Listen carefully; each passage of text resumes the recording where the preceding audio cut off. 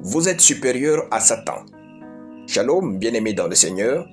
Notre méditation du jour s'intitule « Vous êtes supérieur à Satan ».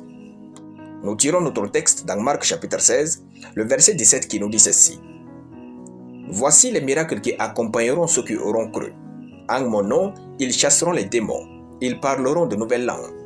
Gloire à Dieu. » Jésus, notre Seigneur et Sauveur, dit « Voici les miracles qui accompagneront ceux qui auront cru. » Ce n'est ni une promesse ni une prière, c'est un décret, une déclaration accomplie et souveraine.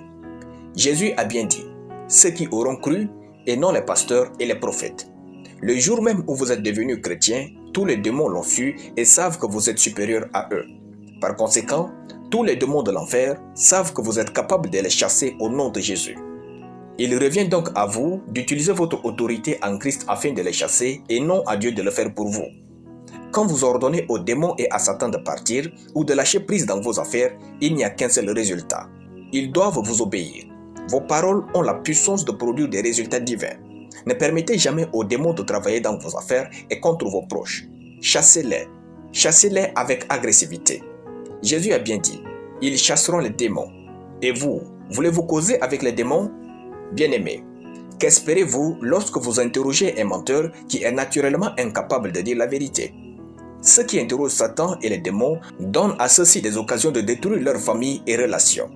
Jésus nous a bien dit que Satan est incapable de dire la vérité. Et vous voulez oser entendre ce qu'il a à vous dire? Jean chapitre 8, le verset 44. On ne négocie pas avec les terroristes, disent les Américains. De même, on ne négocie pas avec Satan et ses démons.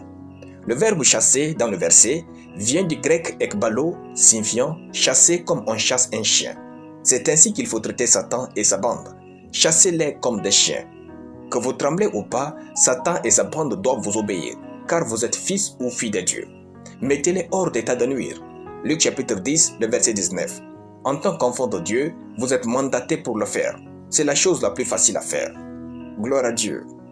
Nous allons prier. Merci Père pour le pouvoir que j'ai sur Satan et sa bande. Je ne leur permets point de travailler dans mes affaires et contre mes proches. Je décrète que je progresse aisément et en toute sécurité dans ma vie, au nom de Jésus. Amen. La lecture biblique en une année, Jonas chapitre 3 à Jonas chapitre 4. Soyez bénis, c'était le pain du ciel.